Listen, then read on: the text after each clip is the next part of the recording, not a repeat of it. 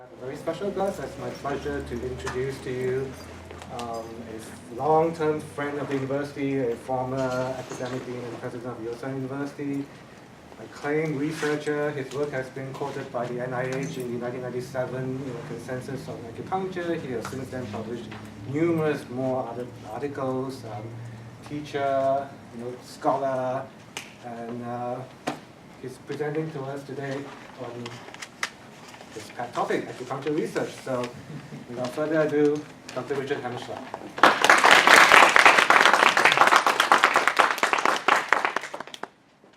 Well, it's a great pleasure for me to be back here. This room feels like, with that mirror there, it's wonderful.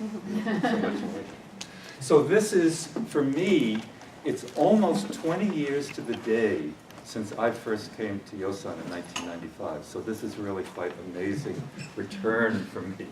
So I thought, by way of giving you a little history of the early days of Yosan, I would tell you just a small amount of my personal story about how I came to be involved in Yosan and in Chinese medicine, because I was a happily involved Western scientist. I was working out at the City of Hope Medical Center doing neurobiology research. But I was also living in Santa Monica, and I was starting to learn, so now we're 1978 probably, and I was starting to learn Tai Chi Chuan.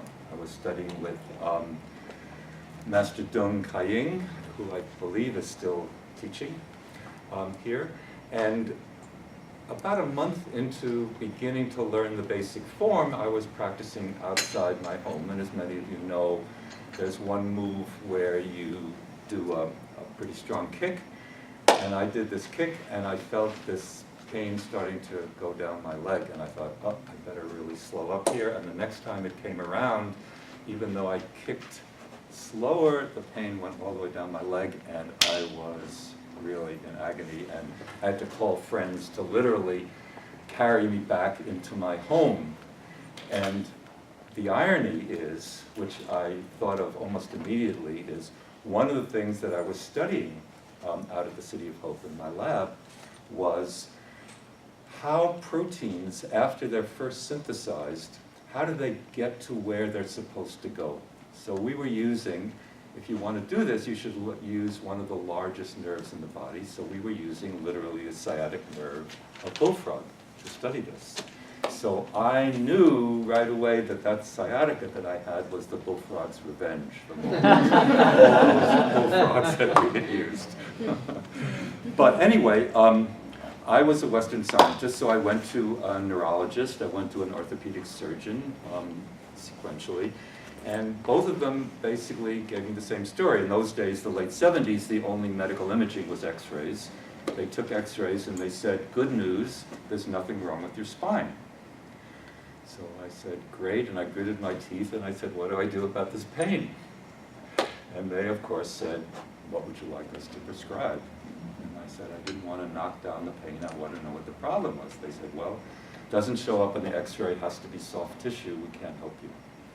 So a day or so later, the way Master Dung worked was everybody did the form until when you were learning, with the whole class until you didn't know anymore. And then you went to a corner of the room and he had assigned one of the advanced students to teach you the next steps. So Joan called me and she said, where have you been? You were learning quite well. How come you stopped? And I told her what happened and all, and she laughed. And she said, okay, Mr. Western Scientist, it's time for acupuncture. And I thought, oh, okay, I've got to try it. And so she came and picked me up and drove me up to Malibu. And I thought, wow, here's the acupuncturist on this beautiful home overlooking the ocean in Malibu. And I walk in, and there's this elderly Chinese gentleman sitting in the living room watching Sesame Street. Oh, that's really interesting. And then I go into the treatment room, and the same man comes in and introduces himself and treats me. And one treatment on the table, and I get up, and I'm like 80% better, pain-free. And that was also then became my first experience with Chinese herbs. They gave me the herbs, and because I'm a biochemist and was working, as I said, at the City of Hope, it was only logical that I would brew the herbs under, you know what a fume hood is? So in a lab, you pull down this heavy glass front so that any kind of toxic fumes will not go into your lab, will be vented out. Okay, so I was brewing my herbs under the fume hood and getting lots of flack from my medical colleagues, of course. What was I doing? Anyway, I had this amazing experience maybe 3 or 4 days into taking the herbs, when I took the herbs and I suddenly felt this energy rush in my body and the rest of the pain was gone. Wow, what is that? I have to also say that when I went back to this acupuncturist for only the second time, it was a very cold morning, and he said, oh, don't worry, don't take off your clothes, you know, just needle you through. Of course. Not what one does. Okay, so now, fast forward, that was 1978, fast forward to about 1990. One of the things that was that it was the beginning of the jogging and the running craze in the late 70s, and to strengthen my leg after the sciatica, I started slow jogging, and I realized I had a lot of endurance and I loved running, and I got up to the point after a couple of years of running marathons, and I had a wonderful massage therapist as part of my support team. And one day when she was treating me, she says, you know, I know these 2 Chinese brothers, and they're thinking of starting an acupuncture college, and they need people to teach the preclinical sciences. You know, it sounds like you're a really good possibility because you have all the training in the preclinical sciences, and you have this interest and some experience in acupuncture. Why don't you meet them at least? So I called them up. Of course, it was Mao and Dao. I called them up, and they said, fine, come out to lunch with us. So we get to lunch, and we sit down, and the first thing they say, Western scientist, how did you get involved in acupuncture? So I started telling them this story about 1978 and this house in Malibu and the person who treated me, and they start laughing.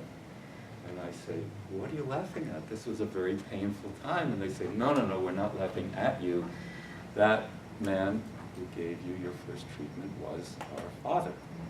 So I had no idea who at that point who Master Ni was, but I thought I was on some path here, you know, having had that treatment from Master Ni, and then meeting the 2 sons. Anyway, they sit down with me and we think, would I be interested in teaching? And I said, you know, I've taught biomedical students. You know, I just have to say that I don't like the idea that those people who study biomedicine they say, I'm going to medical school, because this is a medical school. Okay? So I call that biomedicine and a biomedical school, and this is Chinese medicine. So I've taught students, biomedical students, physiology and biochemistry and neurobiology, and most of them, I told Mao and Dao, they're not interested in the dance of the molecules the way I like to teach, the real understanding of what's going on. They just want to know disease-oriented stuff.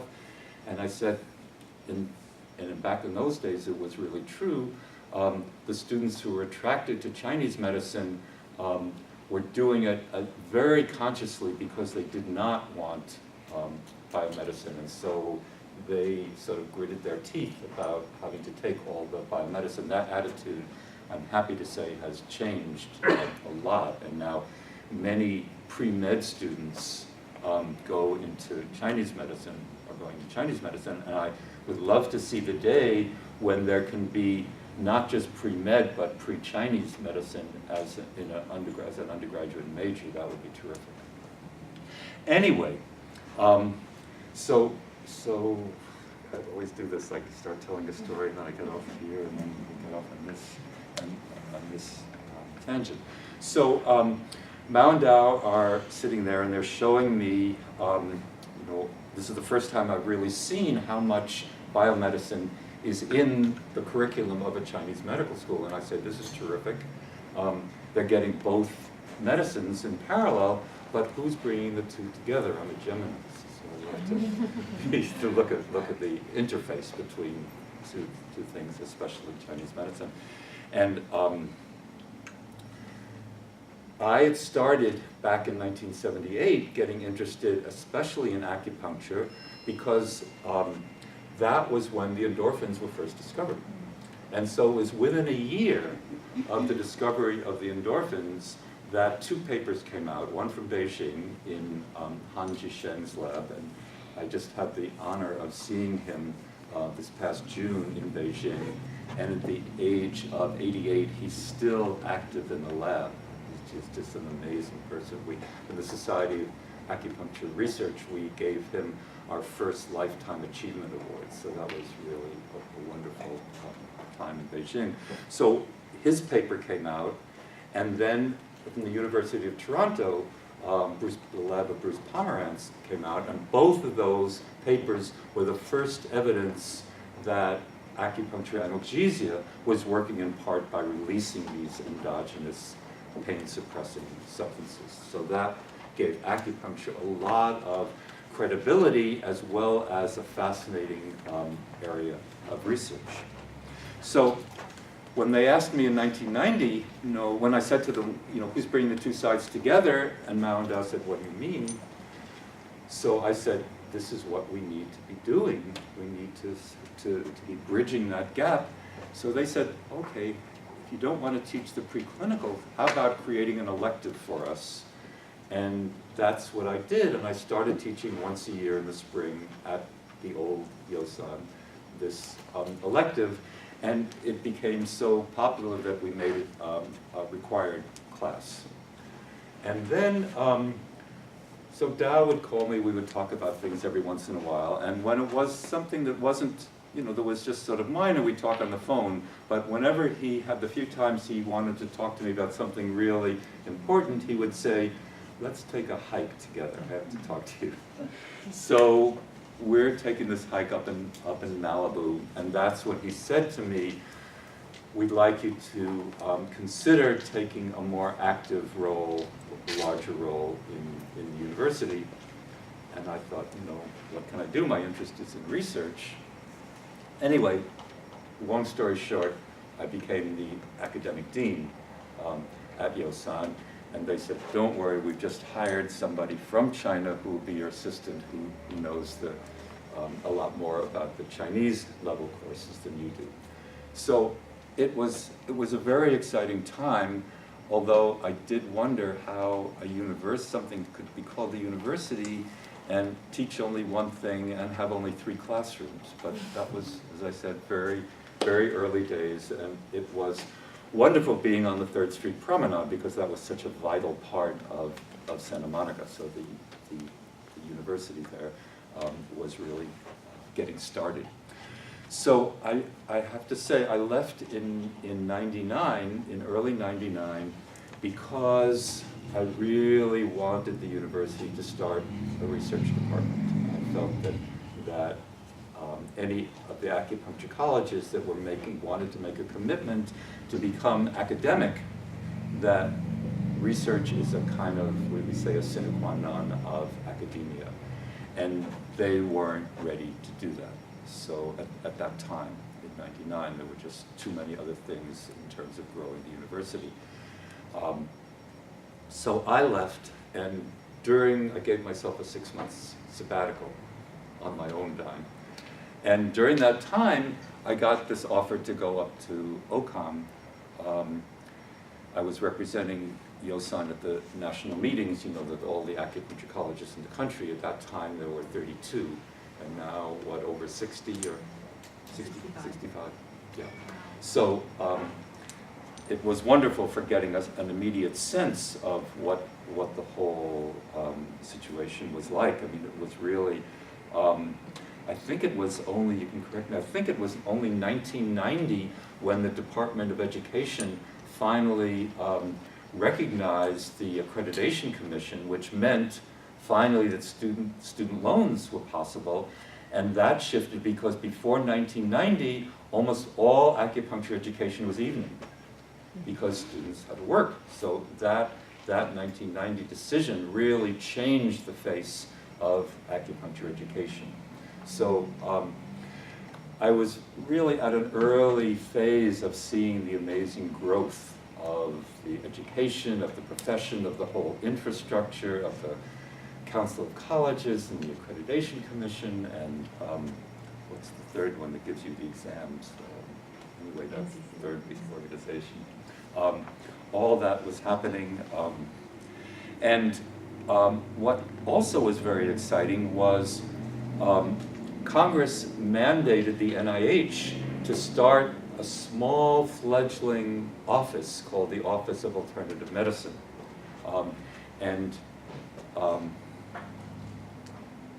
Even before they called it the Office of Alternative Medicine, the original name that was proposed for this was the Office of Unconventional Medical Practices. It was an awful name. And they liked the acronym UMPS, Unconventional Medical Practices. So that's what it was called initially, and then it quickly got switched to the Office of Alternative Medicine. But an office means it doesn't have a real budget. It's just a little office that's part of the director of the NIH. There was an Office of Women's Health in those days. There was an office of what they called orphan diseases. So these were the tiny little things. So NIH has some offices, and then a center, and then the institutes. And the institutes are what we all know about, the National Cancer Institute and all the rest. Anyway, so this was more of a preamble than I meant to tell you. But so I got to see. I left in '99, and the decision had been made to sell the 3rd Street and to move here. So now it's just an amazing change in Yosemite. So, not surprisingly, what I want to talk to you about today is, geez, can't get over that, and I can't get around this. One thing I did learn from all my days in acupuncture colleges was the value of tongue to high. So you're talking, so that was great when I finally learned that. Anyway, I wanted to give you a sense of what's happening today with acupuncture research. And there have been many exciting advances in the last decade, in the last 2 decades since I've been involved with acupuncture. And there's still a lot of, quote, skeptics. And many of the so-called skeptics give the word skeptic a bad name. I have to say that right from the start, because as scientists, as researchers, we're supposed to be skeptical. We're supposed to have a healthy skepticism for any new research finding. But these people who call themselves skeptics, they don't want to know from the data. They don't want to know. They already have their mind set that acupuncture is like astrology, and I'm not saying astrology works or doesn't work, but they just sort of, with the same broad brushstroke, they put acupuncture and chiropractic, and the biomedical profession has lots of history of difficulty with chiropractic, and with homeopathy, for example, they don't want to know about homeopathy because there's no possible mechanism that can account for these infinitesimal amounts of materials working.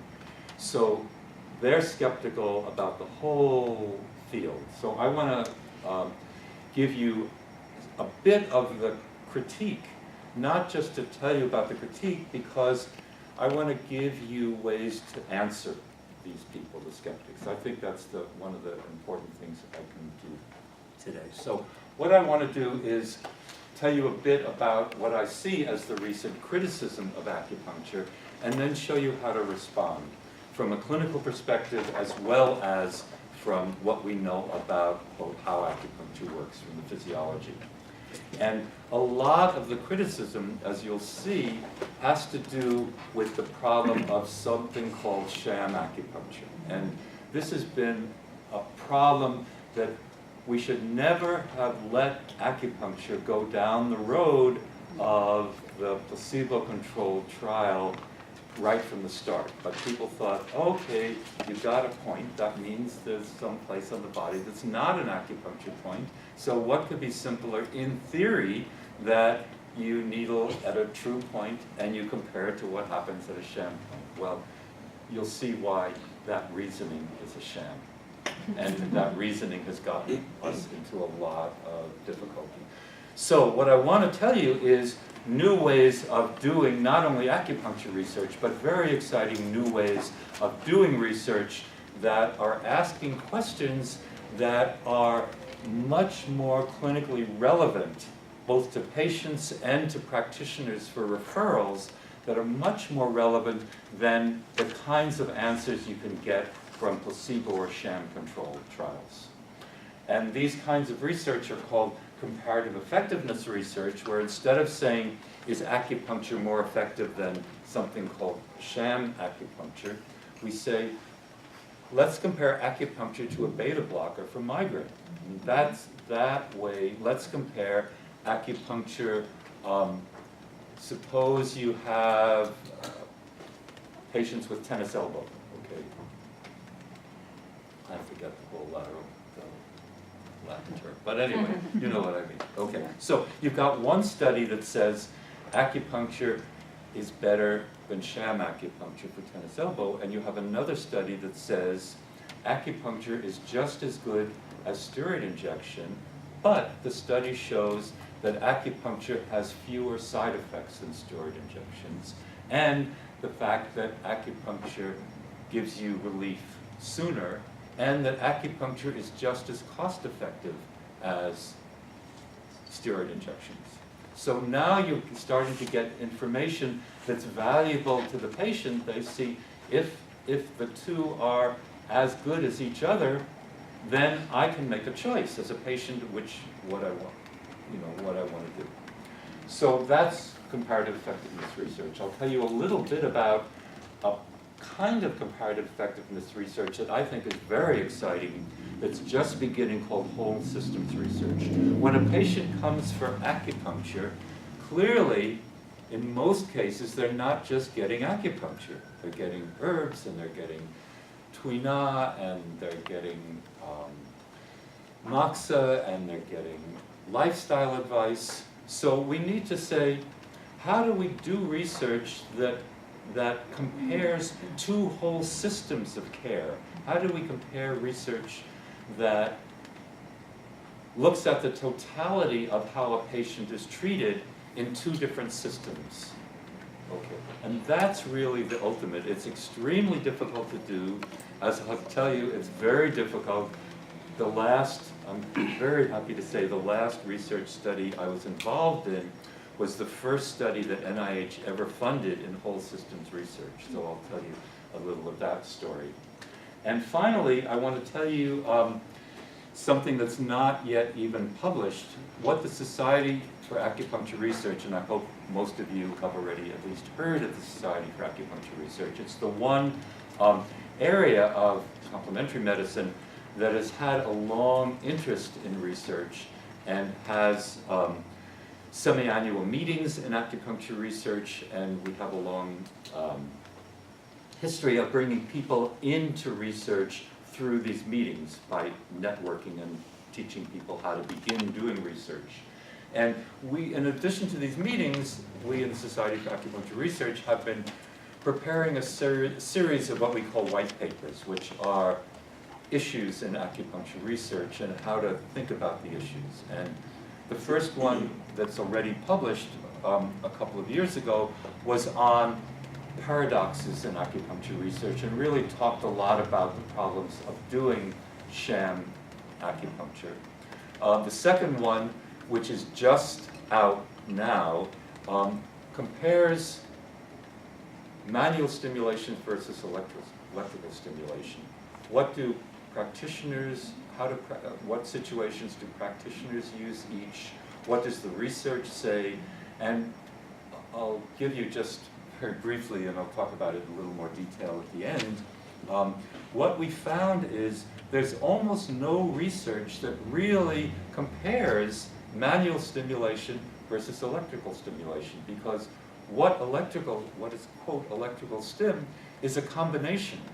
People first put the needle in, elicit the qi, then put the alligator clips on, So it's really comparing manual stimulation versus manual plus electrostimulation is what we found. And talked a lot about that and how to get a sense of how electrical stimulation works in ways that in addition to manual stimulation. So we really, it's not just doing the same thing, it's really doing a lot of additional things to the physiology when you add that electrical current.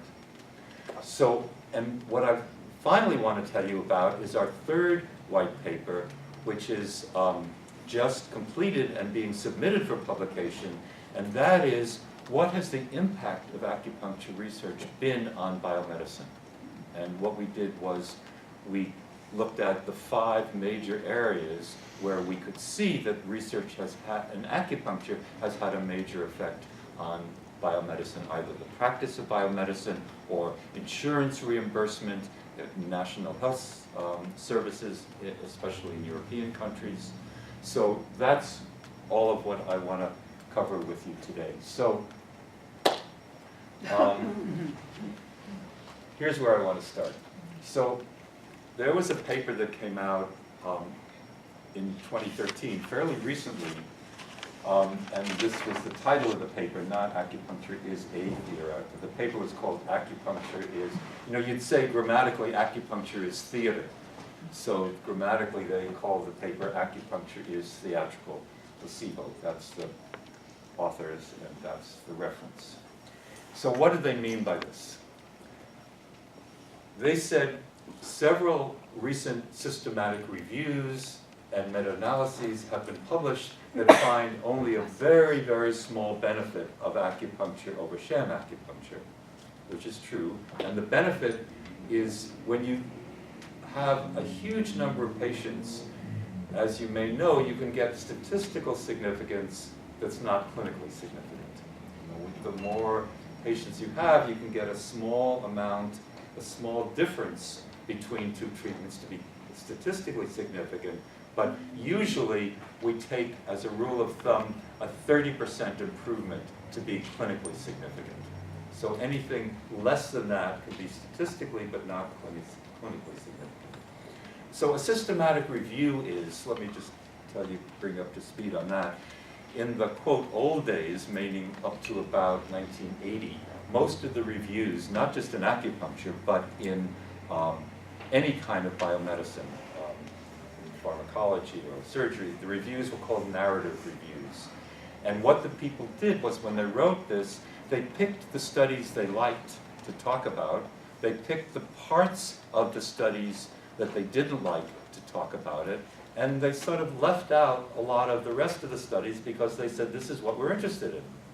So people said, no more of this kind of cherry picking because it just involves bias. So if you want to submit a review to a medical journal, it has to be what's called a systematic review. So a systematic review means 2 things. First, you have to do a systematic search through the literature so that you're finding every study of acupuncture for migraine. You just can't pick the ones you like. You certainly can't just pick the positive outcome studies. You have to pick all of them. So, and anybody can do a literature search and to make sure that you've included all the studies. So that's the first thing you do. Then, when you have all of the studies of acupuncture for migraine, you have to come up with a set of criteria to judge these studies. And those criteria are usually based on 2 things. How well was the study reported? Can I really believe it? If, for example, they didn't tell me if they needled unilaterally or bilaterally, if they didn't, some biomedical journals say, oh, well, we just used acupuncture and that's okay. They didn't tell us what the points were. So you have to have a set of criteria and apply those criteria to all your papers. So that's what's called a systematic review. A meta-analysis was originally used by, for looking at drug studies, because very often you could have, say, 5 or 6 relatively small studies to see if a beta blocker was valuable. So a meta-analysis is a way of taking similar studies and pooling them statistically as if they were one large study.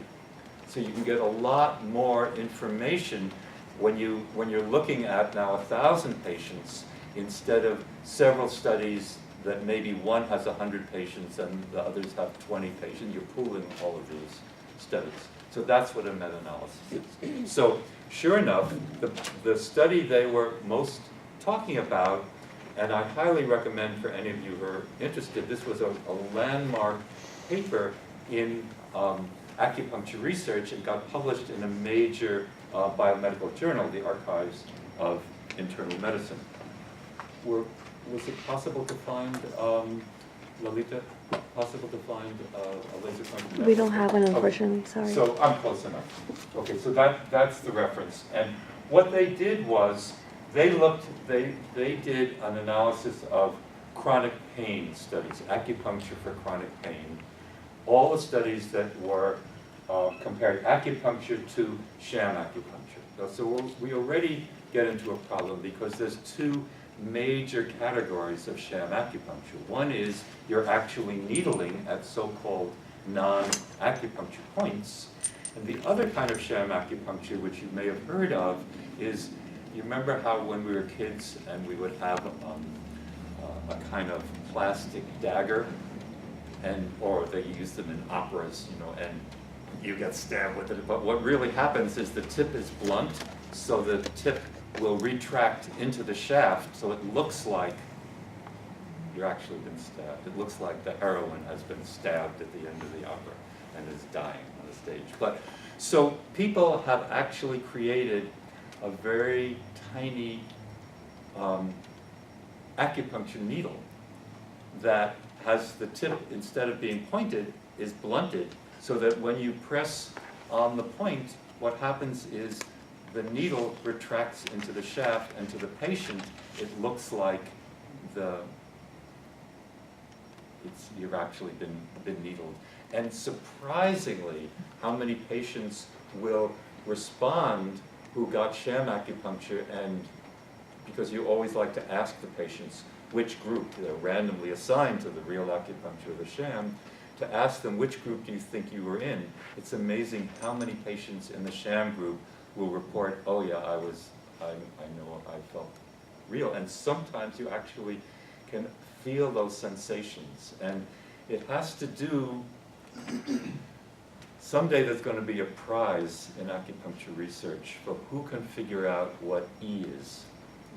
What is the component of intention to needling? How much more is there to acupuncture than just what happens to the mechanical pressure of needling? And while we're beginning to find out what it is that the needle is stimulating, we still don't really know. We don't have any idea of what intention is and how that is an important part. If I could do a study and have 20 acupuncturists and all, if I could clone the patients, so the problem is, 20 patients are totally different, but if I could have the exact same patient, and I have 20 acupuncturists, but 10 of them were also had a long-term study of Qigong, and the other 10 didn't, then I would put my bets, my hypothesis would be that those who had studied Qigong would get better results than those who hadn't, because that's the value. You don't learn intention. Thank you. It's okay. You don't learn intention directly in acupuncture college, but you do learn Qigong, and that's really the best, I think, the best kind of surrogate marker.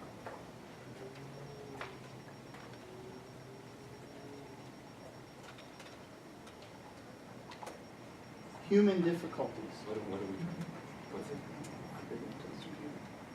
Oh, this. Oh, that's okay. I'm close enough. What? It doesn't need it. Doesn't need it. Yeah. Apologies for human difficulties. Good. Okay, so what they did in this review is they looked at chronic pain studies in three different categories. They found 4 large randomized controlled trials of either headache, when they say headache, it's usually cluster headache, or migraine, 5 studies on osteoarthritis, mostly of the knee, and 7 studies of low back and neck pain. I'm not sure why they lumped these together. But altogether, these 16 studies were over 4,000 patients. So we're looking at a fairly large study population. And what they looked at was something called the effect size, which for all practical purposes means how much better was acupuncture than sham. And although what they got was these values, 0.15, 0.16, 0.23, so a positive value means acupuncture was better than sham, and an effect size of 0.2 is considered very small, okay? But statistically, because they had so many patients, each of these values, as you know, anything smaller than 0.05, you bow down to the god of statistics. And I have to say on the side, I hope you never have to suffer through statistics classes. But the person who came up with this 0.05, it's a totally arbitrary number. There's nothing set in stone about why you have to have something to work 95 times out of 100 before they consider it statistically significant. Tell me that it isn't great if something works 9 times out of 10, 90 times out of 100. That sounds pretty good to me, but it's just not considered statistically significant. It's arbitrary, totally arbitrary, but everybody bows down to that 0.05 value. In any case, highly statistically significant, but clearly not clinically significant. So that's why they say this. So what else do they say? They said, this is a quote, because of this, you can't say whether the observed difference between real and sham acupuncture is physiologically significant, or it's a placebo effect where they're saying it's because acupuncture is it's all part, and maybe in the very early days of acupuncture, people believed in the whole mystique, and that created a stronger. But so many people now have had acupuncture that I don't really believe that explanation that acupuncture is a very dramatic placebo intervention. Nevertheless, in 2013, they're still able to say this in a biomedical journal. Further, they say that these analyses show that the idea of meridians is purely imaginary. This is what people are allowed to still say because the site and the depth of needling is not important, meaning you can put a needle here or a needle there.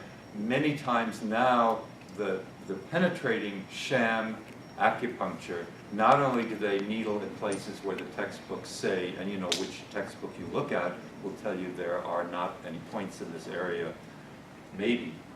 But sham needling is usually done superficially at non-acupuncture points, which makes the Japanese acupuncturists furious because they say, all of our needling is superficial, so what do you mean this is sham needling? In any case, this is their arguments. Okay, so what do we do about this? What do we say to people when they criticize it this way? So I'll give you three ideas to think about. The first is, when you ask this question, is acupuncture effective for treating chronic pain, you would never set up a review to ask the question, is pharmacology effective for chronic pain? But I'm going to say that these are equivalent. An anthropologist would say this is a mistake, an error in scale is what an anthropologist, that's the anthropological term. But what it means is you have a system of healthcare, Chinese medicine or biomedicine, okay?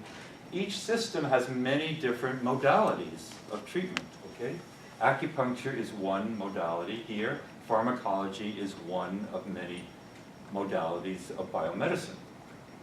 Within that modality, there's different styles of doing acupuncture. TCM, Japanese, trigger point, on and on. Within pharmacology, there's many classes of drugs. Beta blockers, diuretics, on and on. The delivery systems can also vary, manual or electrical stim, oral, topical, anal for the drug delivery.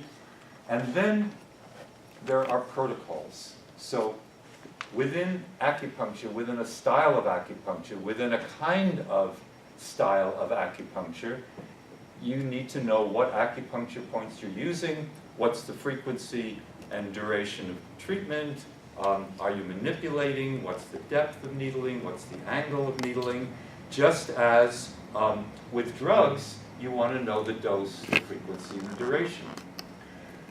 So another way to think about this is if there was a study of a particular drug and its study came out negative, nobody would say pharmacology doesn't work.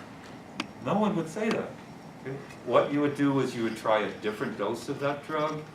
You would try a different drug that acts in the same way. We know for hypertension there's, what, 4 total different classes of drugs to use.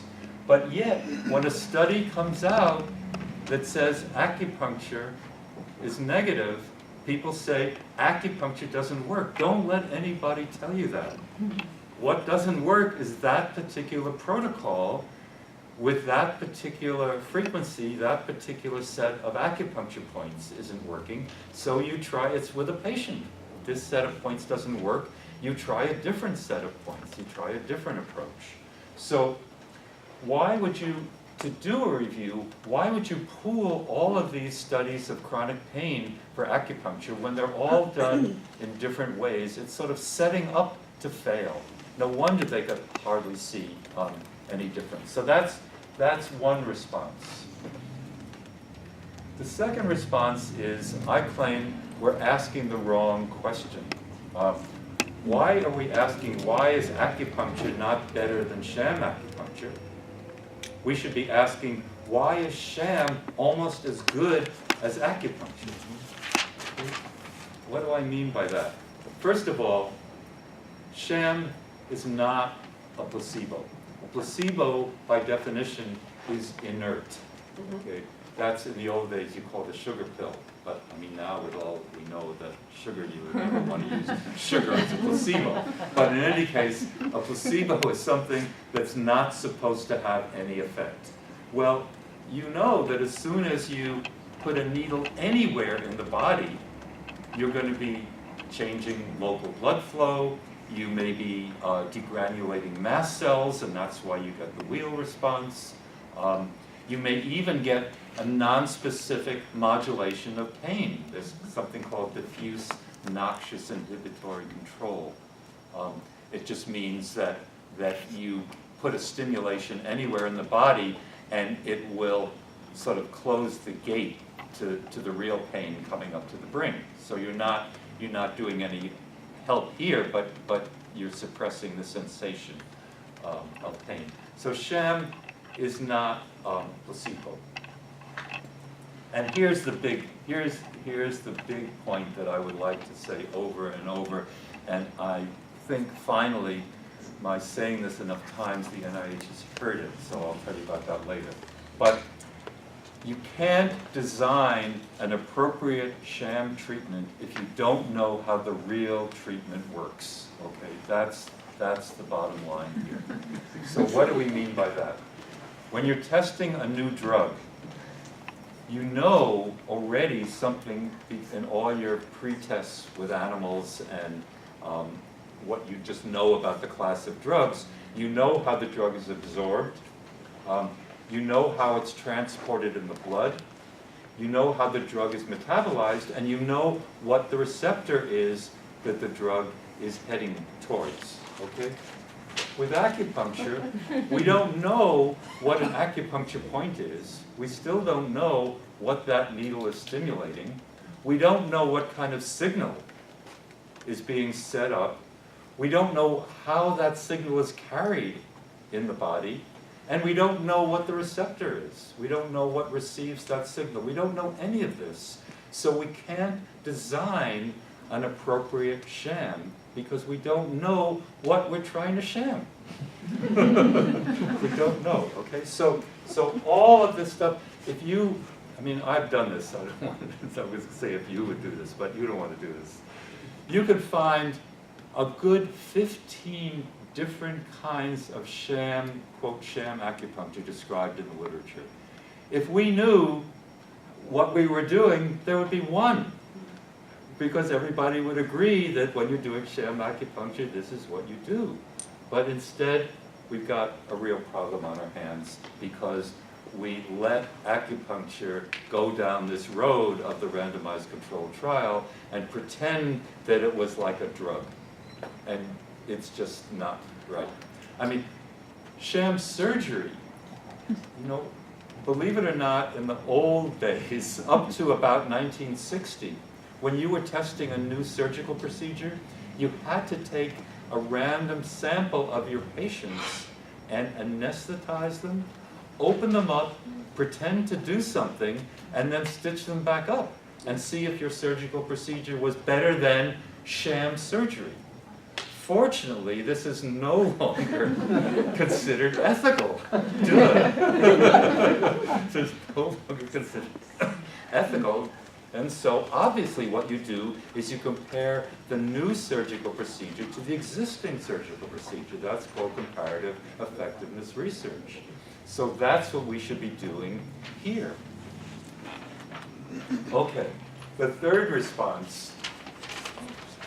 We know we've got a very small effect size, as we saw, that's considered in that very small range when we compare real acupuncture to sham acupuncture. It turns out that we found a review, so remember that was in the range of 0.15 to 0.23. Here's the big news. Here's a review that was done back in 2004 that compared NSAIDs to placebo controls. Okay, they found 23 randomized controlled trials of total of over 10,000 patients that compared NSAIDs for osteoarthritis of the knee. Okay, they did the same kind of meta-analysis that was done here. What did they find? That was the range of effect size they found. Same as for acupuncture versus sham. So, I rest my case. Okay. So this is how to start talking to people who believe, I mean, we should not be doing sham acupuncture, but if we are doing sham acupuncture, and for a long time, NIH and other funding and private groups, people stopped going to NIH and they were going to the American Cancer Society or many other multiple sclerosis society, a lot of other private disease foundations that were funding. All they know is the randomized controlled trial, and if you wanted to get funded, you had to do some kind of sham acupuncture. Anyway, mini review, okay? When you do a meta-analysis, you should pool similar RCTs, not heterogeneous RCTs, okay? That's part of that whole analysis that I told you that a negative drug trial doesn't mean pharmacology doesn't work, so a negative trial of acupuncture doesn't mean acupuncture shouldn't work. And if we're going to look at trying to pool acupuncture trials, we should be pooling all of the trials that use similar points for a similar condition, and then you can pool them. Okay. And the next two you'll probably remember more easily than the first one. There's no agreement on what sham acupuncture is. An appropriate sham depends on knowing how the real treatment works. And finally, for chronic pain anyway, which is still the largest number, I have to say women's health is now coming up as the second largest area of research to chronic pain. But chronic pain in acupuncture, chronic pain is still the largest. So at least for chronic pain, the quote effect size of Virum, real treatment versus sham acupuncture, is similar to the effect size of NSAIDs versus placebo. So what kind of acupuncture research should we be doing? I know in regular teaching you guys like to take a short break every hour. Do we do this also for continuing education, or up to you guys? I'm fresh enough and we can continue. What do you think? Yeah. Yes, break, or yes, keep going? How about around 11:15, 11:30? We do like a 20 minutes? Okay, good. So just one break. Good. Okay, one break, good. So, what kind of acupuncture research should we be doing? If I was the czar of acupuncture research, I would say two things. We need to know what's going on when you put that needle in. We need to know from a physiological perspective, in this case, it doesn't help to use the TCM explanatory model to say what happens when we put the needle in. People want to know what the physiology is. A friend of mine calls, Sham, I should tell you, Sham acupuncture, he calls it the splinter effect.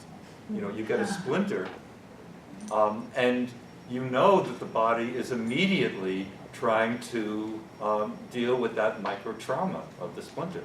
So part of that is what happens when you put a needle in anywhere in the body. The question then, what additionally is going on when you put a needle in an acupuncture point? We don't know. So that's where I'd love to see a lot more energy and this focused on. The second is comparative effectiveness research, and we really need to push on that, because that's the kind of thing that hospital administrators want to know. That's the thing that health policy people who look at insurance reimbursement want to know. Is acupuncture as effective as other kinds of treatment, and for what patient populations? And this is the important thing we need to know. Cheers and Pandahai. Within acupuncture research in the States, is anyone communicating in Asia to see what the research is being done in Asia, and if any of these questions are being answered in Asia?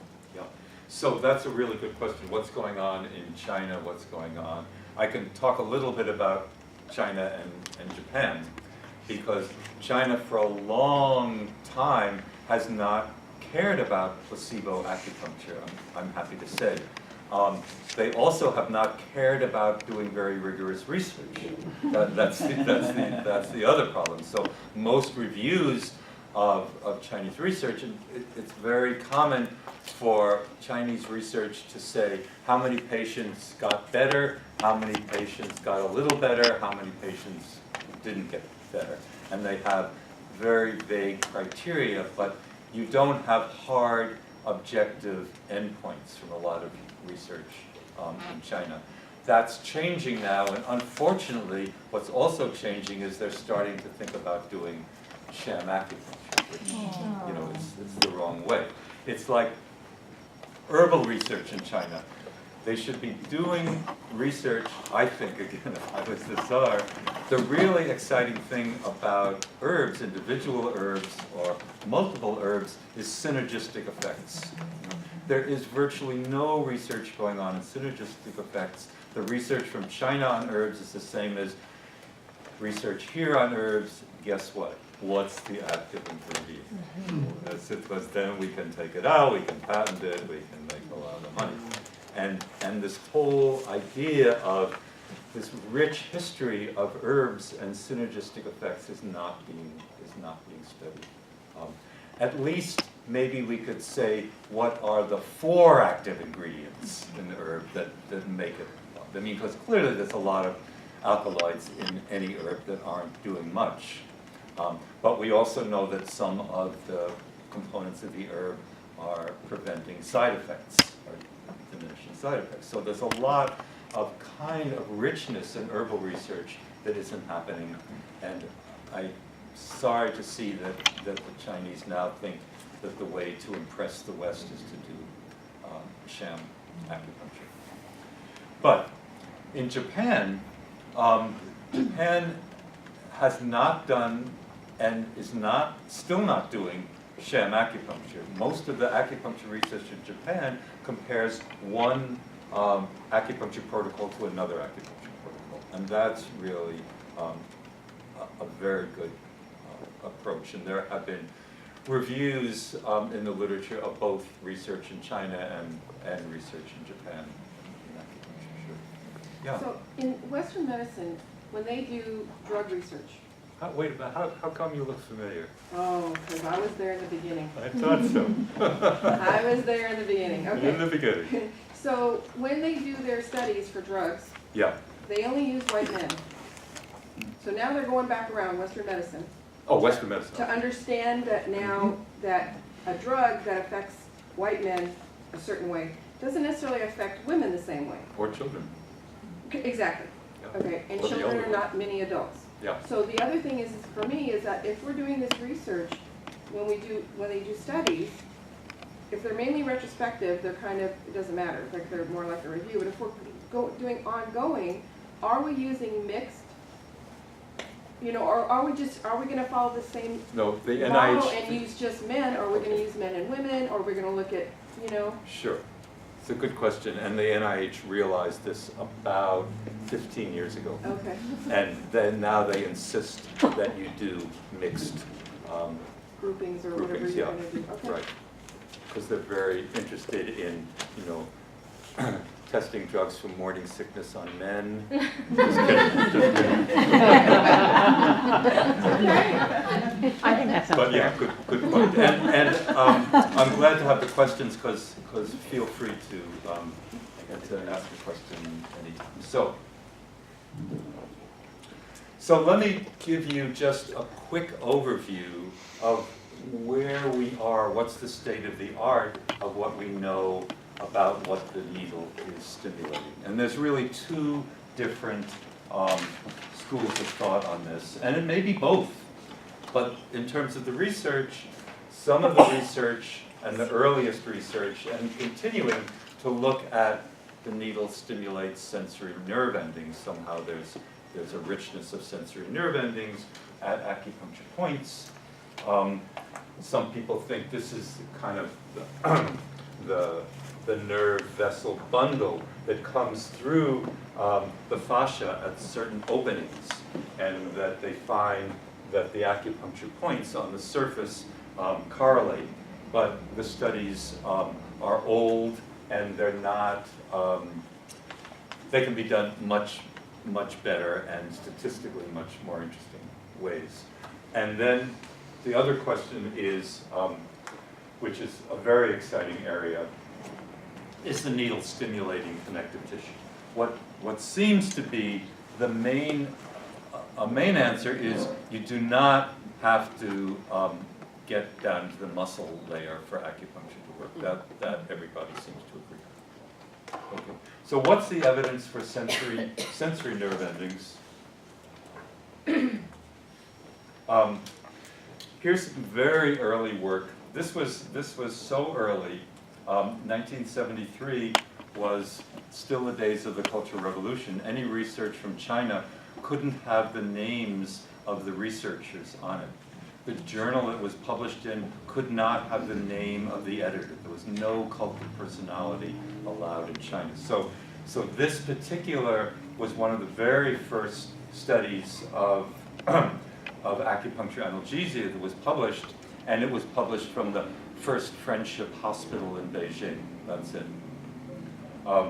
We now know this was one of the earliest studies that Professor Han Jisheng did. And another side, when I talked to him, it was very interesting. There were, during the Cultural Revolution, I can't say as you remember, but as you may have read, that all the intellectuals from the universities were closed down, the intellectuals were sent to the countryside to learn about the life in the countryside and to teach the peasants. I don't like to use that word, but anyway. One of the very few labs that was allowed to continue at the university was Professor Han's lab, because the Maoists realized the importance of the acupuncture analgesia connection to Western medicine, and they felt that this would give acupuncture a lot of credibility if this research could continue. So his research was allowed to continue. So this was a study done as endless amounts of studies was done on medical students. And the idea was that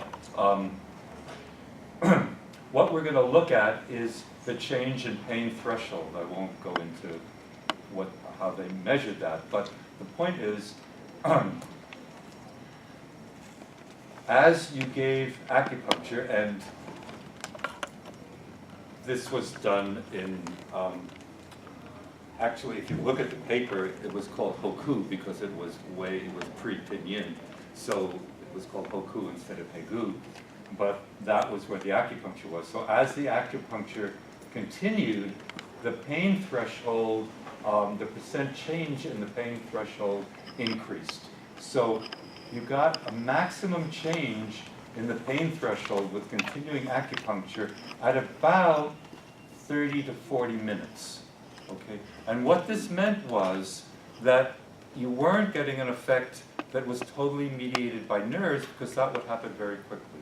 This was the first evidence that something was building up in the bloodstream that was causing the analgesia. Okay. And then similarly, when you stopped the acupuncture, it was a rather slow decline, whereas if you were stimulating a nerve, it would shut off right away, and you would expect to get right back to the baseline pain threshold. Okay, that didn't happen. But the point here is, what happened then if you were to inject procaine or some other local anesthetic first into Hegu and then repeat the experiment? Now you got no effect on the pain threshold. So what they concluded from the study was that acupuncture, at least initially, was working by stimulating sensory nerves. Okay? What's the problem here? The data is right. There's no question when you give procaine or some other local anesthetic first, you block the effect of acupuncture.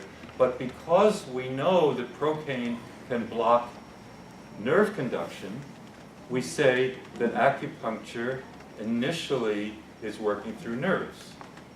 Well, now that we know about connective tissue, nobody has looked to see what procaine does to connective tissue. So we've made that leap here, okay? But nevertheless, this is often quoted as evidence for acupuncture working through sensory nerve endings.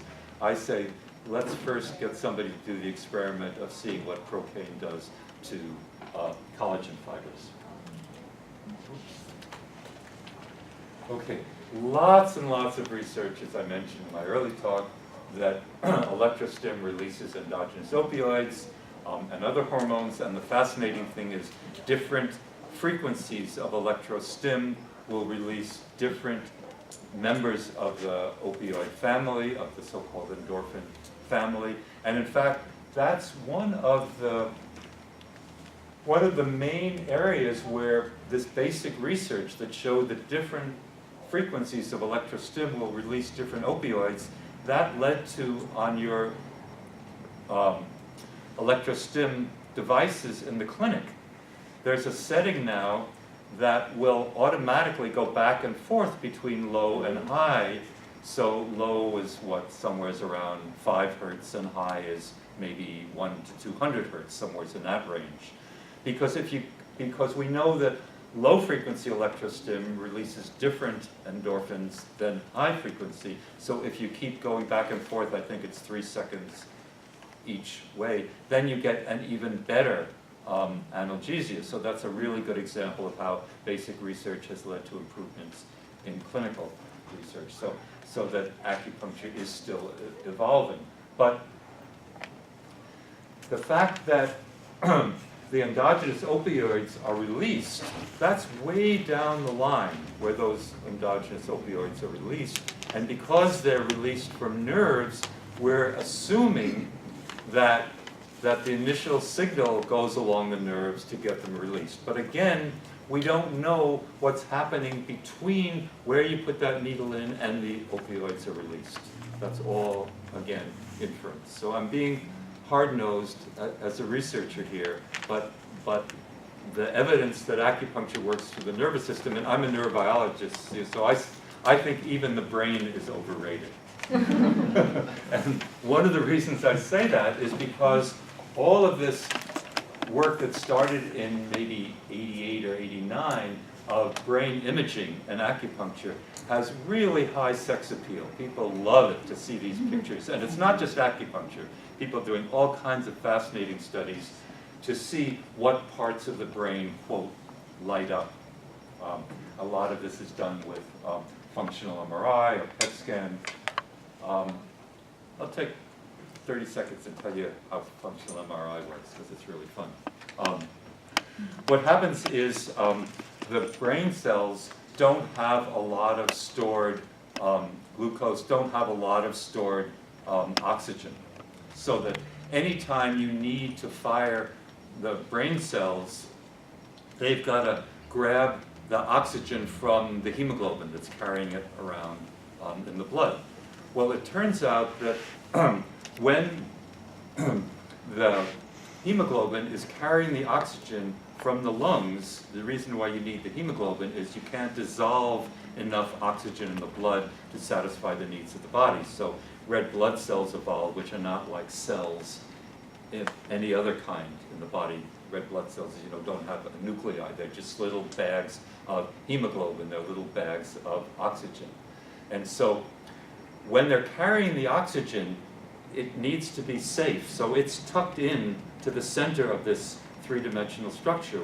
When it gets up to the brain or wherever else it's going, not just the brain, but when it gets to the brain, that oxygen is released, and then that heme that's holding the oxygen goes up to the surface, so when the blood goes back to the lung, it's right ready to grab the oxygen again. Okay, so long story short, functional MRI measures the ratio between oxyhemoglobin, the stuff that's coming there, and deoxyhemoglobin that's given up its oxygen. Okay, so the more the part of the brain is firing, the more deoxyhemoglobin it will have. Okay, so it turns out that the deoxyhemoglobin is magnetic because it's at the surface, but the oxyhemoglobin is not magnetic because it's tucked in. Okay. So the ratio of these two is what's being measured, and of course, all this color doesn't exist in the brain. That's put in by the computer. Okay. So it's looking to see where the activity is in the brain. So what I say to all of this is the brain monitors what's going on in the body, but it doesn't mean necessarily that it's controlling everything that's going on in the body. We need to do a lot more research to understand why the Chinese felt that the heart is so important. And the brain is just overrated because we're Homo sapiens. We're thinking people, and we think everything's happening in the brain. So, not to say that the brain is not important, but the brain is more important, I think, for monitoring what's going on in the body. So, however acupuncture is working, the brain knows it. Okay, but it doesn't necessarily mean, because the brain is all about neurons, that the acupuncture signals are getting to the brain by neurons. Again, that's inferred. Okay. So, what's the evidence for connective tissue being involved?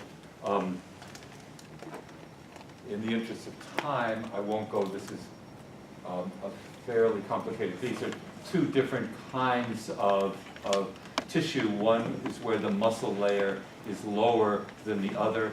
But the bottom line is this is work done by Hélène Langevin. She has this wonderful French-Canadian name. She was at the University of Vermont, and now she's the head of a really large effort in complementary and alternative medicine research at Harvard. So this was some of her early work. She was interested, how when you put the needle in and you get this needle grasp, so if you were to pull the needle back, the skin comes up and tense. Okay. She said, what's going on with the needle grasp? So she created an automatic needling device that would, so she could measure exactly the depth of needling with no vibration at all from your hand. What's the depth of needling? What's the angle of needling? And then the same device could measure the pull-out force. Bottom line is, you don't have to be in the muscle. You get the same amount of pull-out force if you're just in the connective tissue. So what seems to happen is when that needle goes in, the collagen fibers sense it and they wrap around the needle.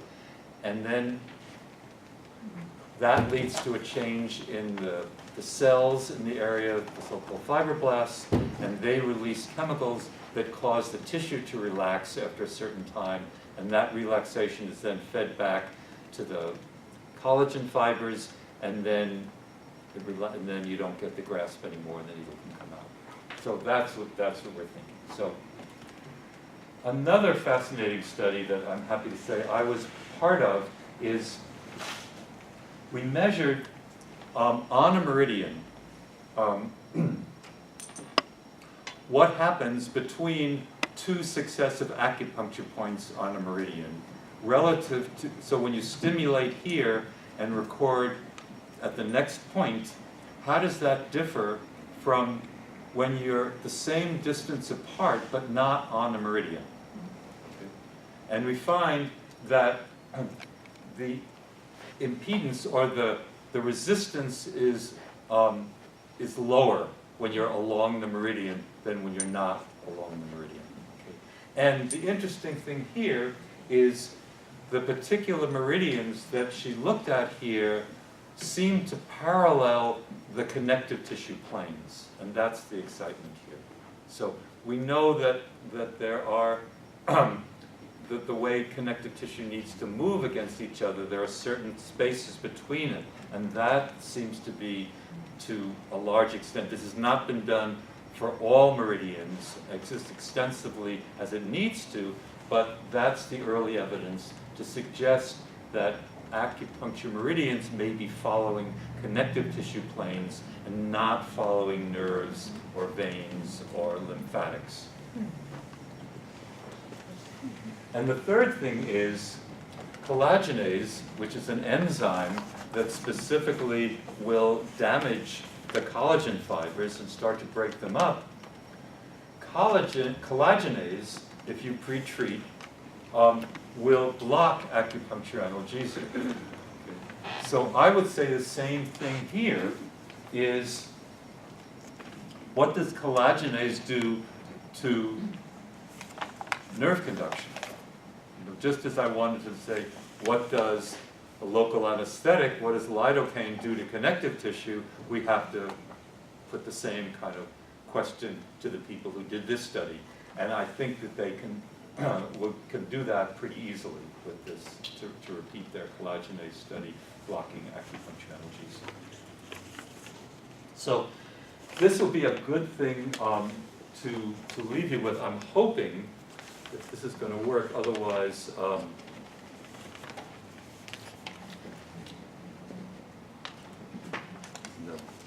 Okay.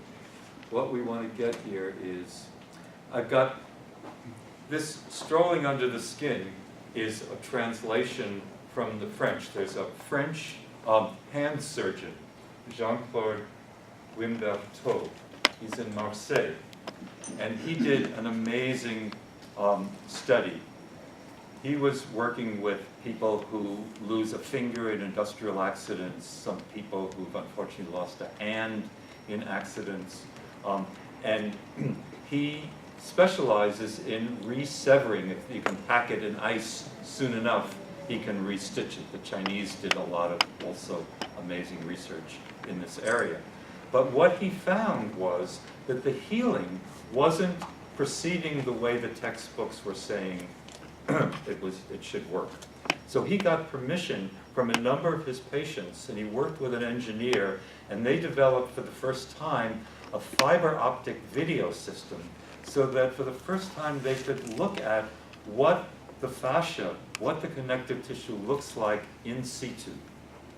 And I would hope if the library here doesn't have a copy of this video, they should definitely get it. This is an early one. There's also a newer one that they've done also. So in French it's called Promenade sous la peau, which is translated as strolling under the skin. So what do they see? So can you help us just get this website, and we can look at, on YouTube there's 1 minute of it, and if we can, I thought I had it clickable, but I didn't, but anyway, just grab it.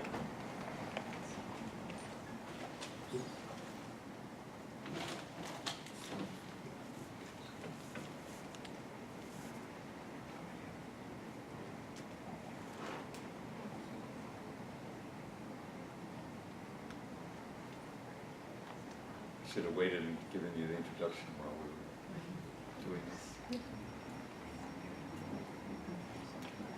So the whole thing is maybe 18 minutes, and there's a lot of history of people studying skin and The wings that reinforce the solidity like an articulated bamboo stem, transparent sails, dewdrops.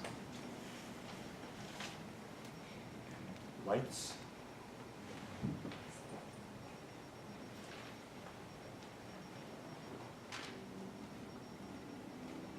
Travel along these pearly structures, and you notice the same fractal arrangement everywhere.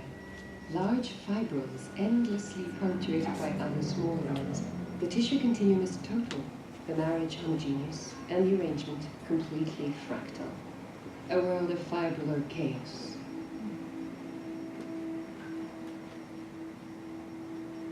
The human body would seem to be one and the same tissue that has differentiated over time, but whose basic organization is stereotyped. Yet this organizational framework supporting life must have its inherent rules of behavior.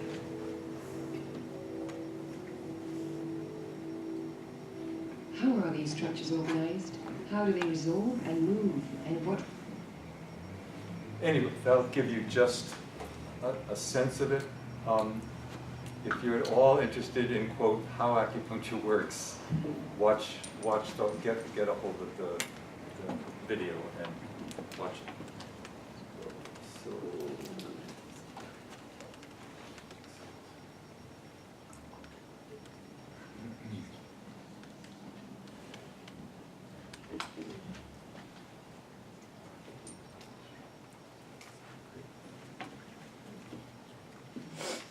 So I'll give you one more, where we're talking about this, why I think it's so interesting. And again, it relates to the question of sham acupuncture. So this is a clip from that video looking at the collagen fibers and how strong they are. There's a term that was coined by Buckminster Fuller called tensegrity, and it means how you can keep the integrity of a structure under tension, basically.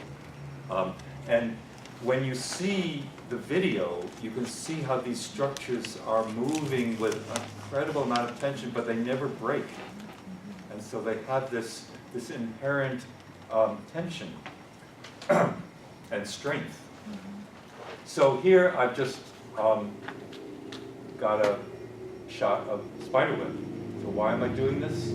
Because consider flies hitting a spider web similar to acupuncture needles interacting with this superficial fascia. Okay. So if a fly is hitting the center of the web, or even if it's hitting what are called nodes, where several strands come together, you get a pretty strong vibration from the fly, and the spider senses it and comes and has lunch. Okay. But if you had, say, 6 flies, and each one happens to land within a fairly close time of the other, you get a cumulative, a collective vibration from the 6 that's pretty strong and begins to approach what you can get if you have one fly landing on a node. So I would say it's almost impossible to put an acupuncture needle anywhere in the body and not come into contact with the superficial fascia. Okay. So maybe there are places in the fascia where many strands come together, and that's where the acupuncture points are. But what's happening now, for better and for worse, is the large studies of acupuncture have finally got the message, and they're saying to the practitioner, use for the real treatment, use not just 3 needles so we can do a research study. Treat as you would in regular practice. So they're allowing them to use 10 or 12 or 15 needles. But they're saying, with your sham patients, match the number of needles. The number and location. Number or just number? When you're needling at so-called non-points, you want to use the same number of needles that you use on your real points, okay? So what's happening is you're going to get, if we consider those, quote, sham acupuncture points, the non-acupuncture points where the sham needling is occurring, if you're giving 10, 12, or 15, you're going to start getting a cumulative effect of the sham that's getting very close to the maximum you can get with the real needling. So it's another reason why sham acupuncture is not the way to go, doesn't make sense physiologically. So this will be a good place to take a break. Good. My own interest, how many of you have been involved in a research project at any level? Many. Many. Good. Tell me a little about what you've done. Oh, I'm not an acupuncturist, but I'm interested in acupuncture. And I started in 1972. How to control using acupuncture points, control of the amount and composition of bile secretion from the liver in biliary diseases. As a surgeon with a group, surgeon, veterinary surgeon, neurologist, and biochemist, 4 of us grouped together to do research on animals. That is one. And now I have a very big project which I'm trying to get the support, which I'm going to talk to you later at the lunch. Thank you. George, you have your hand up? Oh, I actually did the research for my dissertation, my doctoral dissertation, and I did it a human study, but it was an herbal formula. It wasn't acupuncture. And it was a small sample, 20 subjects, and it was just to test the formula and the effect that it had on stress. And I used the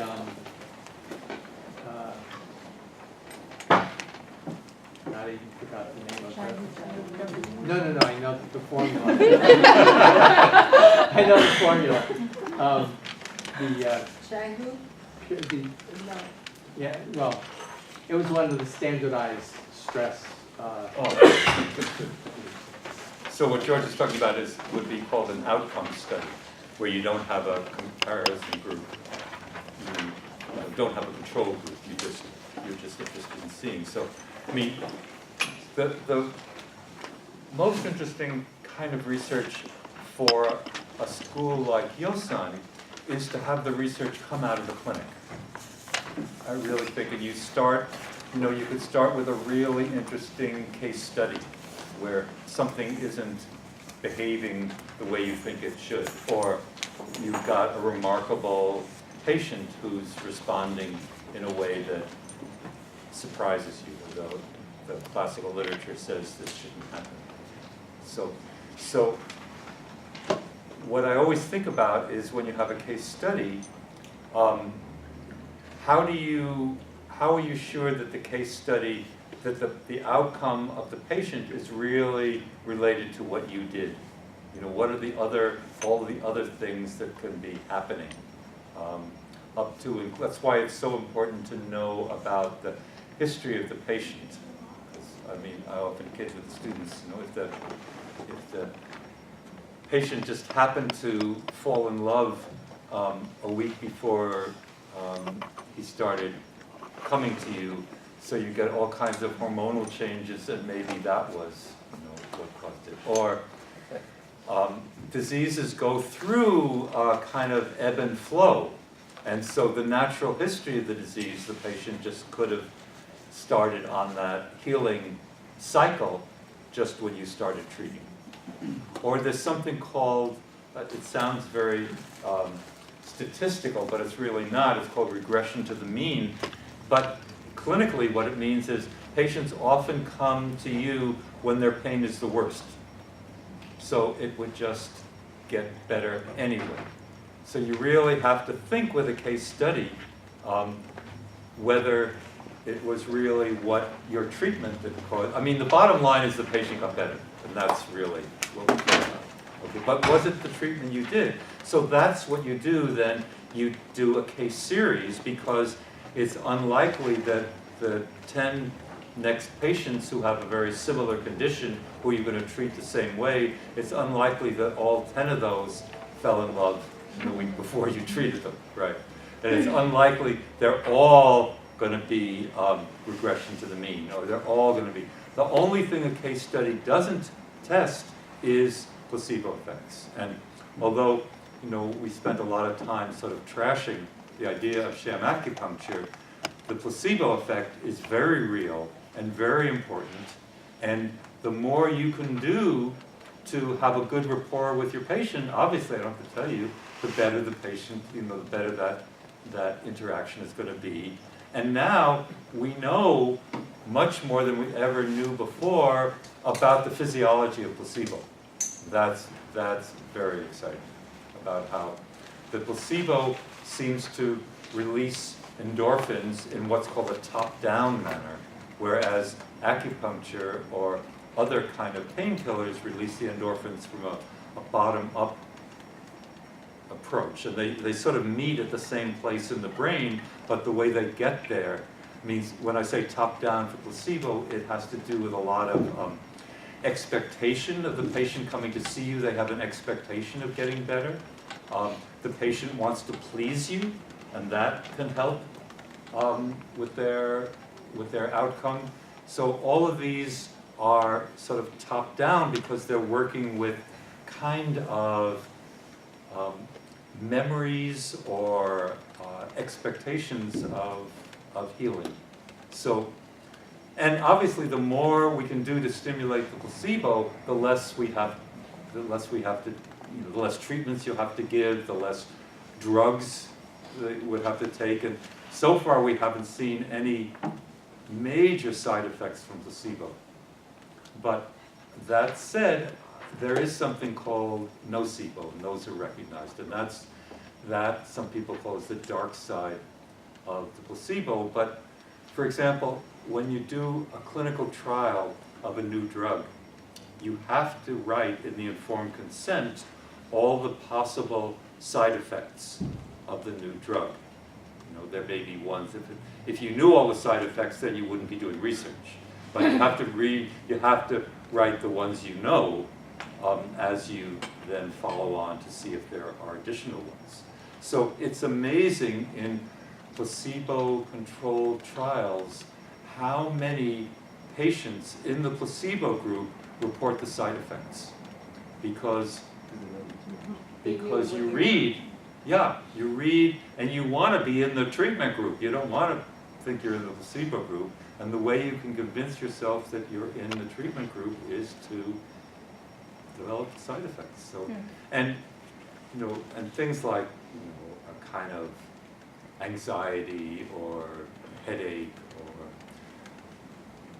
some relatively benign side effects that don't last long. That's one thing. But I've seen studies where they're testing a new chemotherapy protocol, and the number of patients in the control group, in the placebo group, who report hair loss is amazing.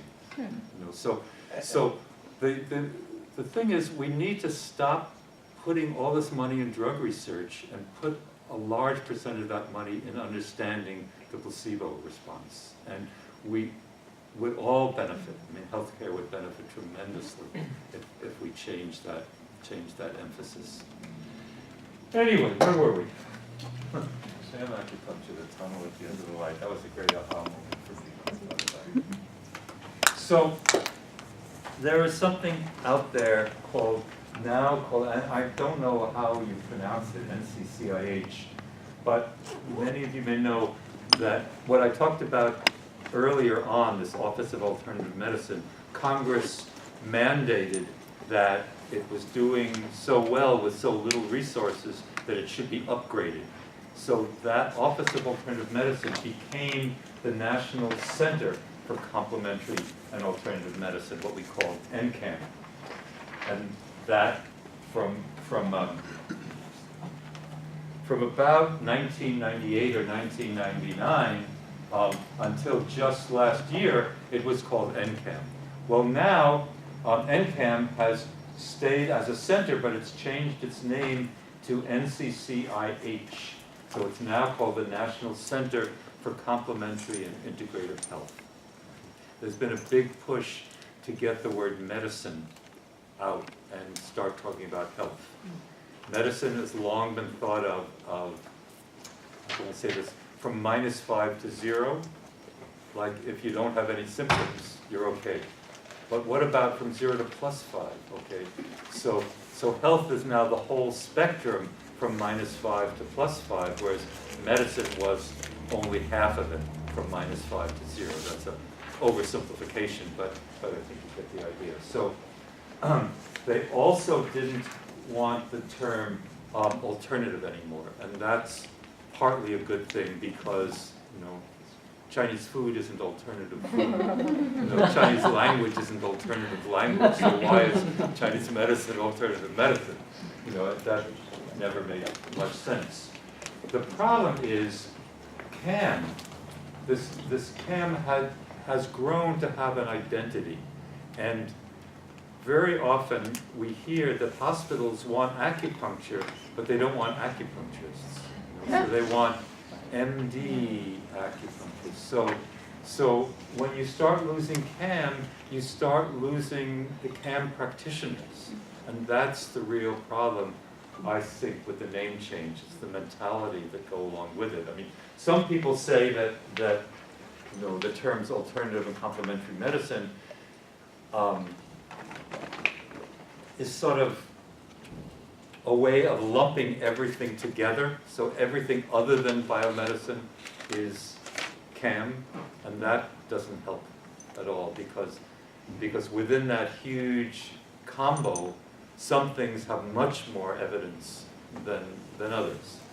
And people who are interested in evidence will say, oh, there's no evidence for anything, instead of looking at homeopathy versus acupuncture versus chiropractic versus herbal, and so you have to look at them separately. The other big term, the I in NCCIH, is integrative, and that, of course, is this whole big buzz, integrative medicine. And the first thing I always do when somebody tells me they're interested in integrative medicine is I ask them, what do they mean? Because I still don't think people really know what they mean by integrative medicine. We still haven't worked out what that means. And people say a lot of good things. They say it means patient-centered care. Well, what does that mean? It's very different things to different people. So we're in process because these terms are important in terms of people's biases as well as people's vision, I'll say. So integrative health is certainly feels good rather than integrative medicine to me. So anyway, it's now called, as of January of this year, NCCIH, but it's basically the same level of center, and it has not been raised to the level of institute within the NIH. NIH, I have to say, never really wanted the Office of Alternative Medicine, never really wanted NCAM. It was Congress who made them do it. And within Congress, unfortunately, he just retired last year as Tom Harkin from Iowa, to we all owe an immense debt of gratitude because he was the head of the Senate Appropriations Committee when he got the Office of Alternative. He was the one who got Congress to tell NIH, you have to do this. The story is sort of that Parkin suffered from allergies and tried one thing and another thing and another thing. And finally, in Canada, he was treated with bee venom and got his allergy under control for the first time. And so when the head of the NIH that year came to the Senate Appropriations Committee, he said, well, this is fine, you know, we all believe in the NIH and we'll be glad to give you the small increase that you're asking for, but what are you guys doing at NIH in terms of what people are starting to call alternative medicine? And she didn't get that she was falling right in the trap, and she said, alternative medicine? She said, our mandate is to test real medicine. And he said, excuse me, your mandate is to test what people are using and to protect the public health. And that led to the start in 1991 of this really tiny $1 million budget, most of which went to the salaries of the few people who were running it, Office of Alternative Medicine. And things got so successful and they got so much interest that in 1999, again, Parkin was the main force to get Congress to upgrade to the center level. And I said NIH has its offices and then centers and then institutes, but we haven't gotten to the level of institute yet. So here's the big announcement that they now have on their website, which lists guidelines for people who want to submit research grants. They have an area called Areas of Low Programmatic Priority. NCCIH, Nikki, I don't know what they're going to say. Some people called this called NCAM and some called it NICM, but I don't know how we're going to say this one. But they have said now on their website, they strongly discourage researchers from submitting research proposals in areas of low programmatic priority, which include research comparing clinical outcomes of Verum and Sham acupuncture. Yes. Hallelujah. Hallelujah. Okay, so finally got up to that level, and that's where we are now. So they are very much interested in what is being called comparative effectiveness research. And a sort of little known area of the Affordable Care Act, of Obamacare, since the Affordable Care Act is getting so much publicity, was that a new, not part of the NIH, a new independent institute was created under the ACA called PCORI, Patient-Centered Outcomes Research Institute. So I won't go into a lot of detail on it, but the exciting thing is, if you want to submit a grant to PCORI, you have to have your patient group represented in the design of the research right from the start, or they won't look at the grant. They won't even accept it. So it's really great to have that patient perspective built into the research design. And so you want to make sure that you have outcomes, what you're measuring, are what's important to the patient. I mean, they may have all kinds of complications, but if one of the most important things for patients with a particular disease is they can't sleep at night, then that has to be one of your outcomes. And that's what you have to measure and gear your partial treatment towards. So PCORI is having a really important impact on the way people are starting to think about research, and it's also affected how this new center is thinking, having now decided they don't want to see any more sham acupuncture proposals. So let's talk a little about comparative effectiveness research. It can be as small and focused as comparing two alternative interventions. So obviously it's really important to compare a new drug to the existing drug. Okay. new kind of surgery to the existing kind of surgery. It's also very useful for comparing two different kinds of treatments. We gave you the example before of comparing acupuncture versus a beta blocker for migraine. So you can see which treatment kicks in sooner, which treatment lasts longer, which treatment has fewer side effects, which treatment